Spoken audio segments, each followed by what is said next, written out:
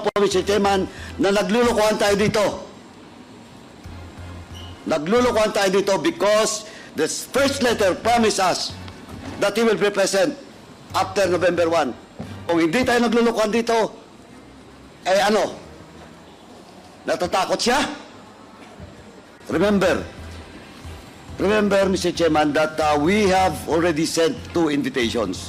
This is the second hearing that we invited the former president. And the first invitation was answered by Attorney Delga, no, for on behalf of the president, in the absence of that authority being requested by this committee through this representation during the last hearing. Now, Mr. Chairman, looking at the eye of Attorney Delga on the first hearing, well, in fact, Mr. Chairman, naglulukuhan tayo dito. Why?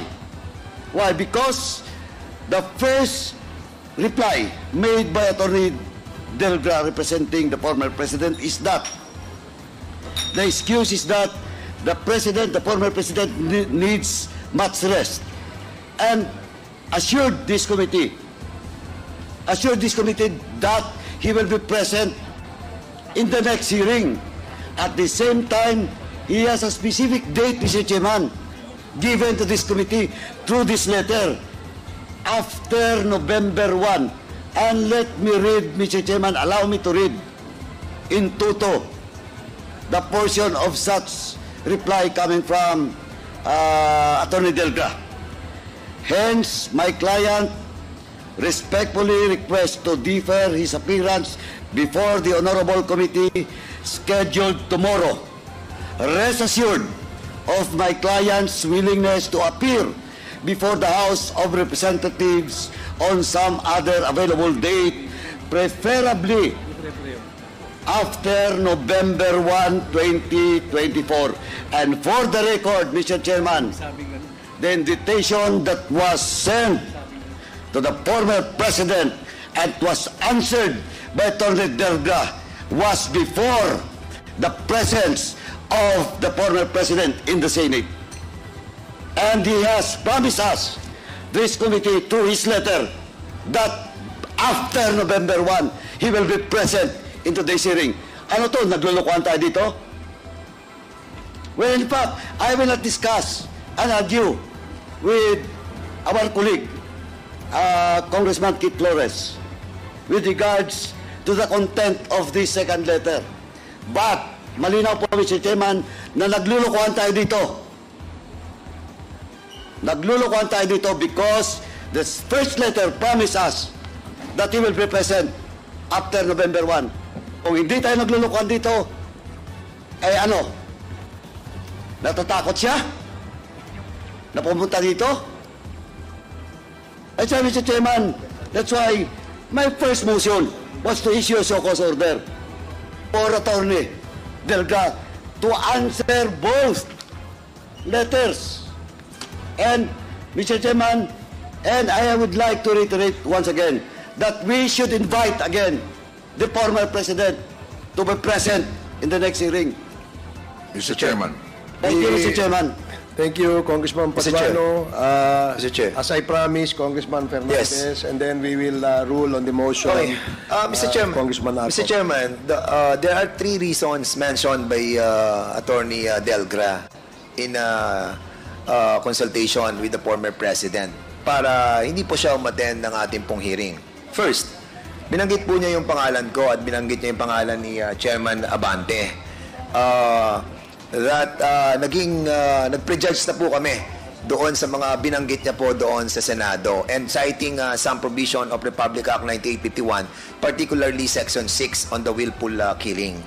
And with this, Mr. Chairman, we are being accused that nabahidan ng prejudgment yung mga issue that he mentioned. With that, Mr. Chairman, para lang po mawala na tong issue to, again, Mr. Chairman, I'm willing, this representation is willing to inhibit myself in asking questions with regards to this willful killing.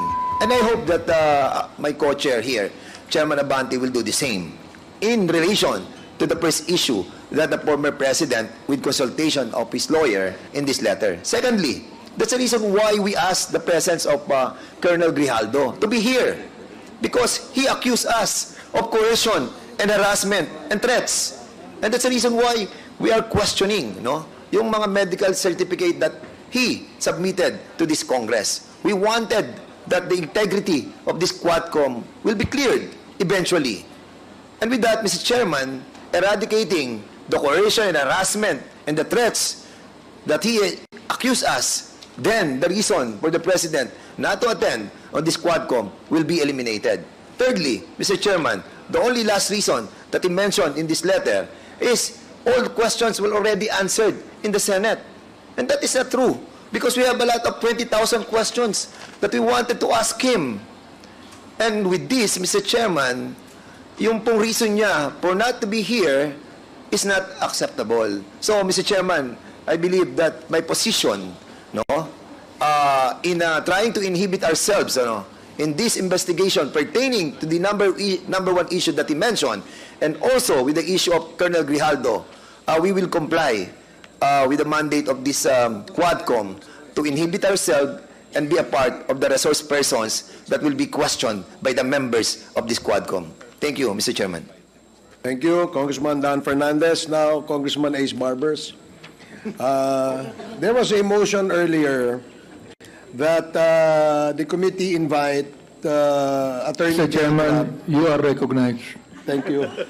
That Attorney Delgra, being the counsel of the former president, be invited in the next hearing. And we direct the committee secretariat to take note of that and send the invite in the next Quadcom hearing to Attorney Delgra.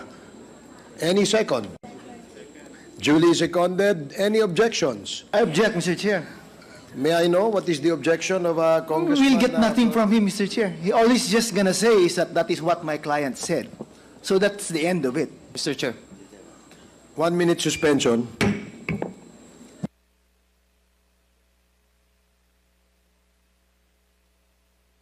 Na naglulukuhan tayo dito. Naglulukuhan tayo dito because the first letter promised us that he will be present after November 1. Kung hindi tayo naglulukuhan dito, natatakot siya? Remember, Mr. Chairman, that we have already sent 2 invitations. This is the second hearing that we invited the former president.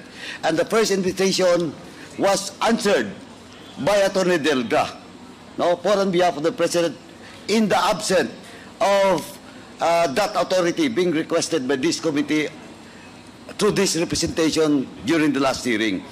Now, Mr. Chairman, looking at the answer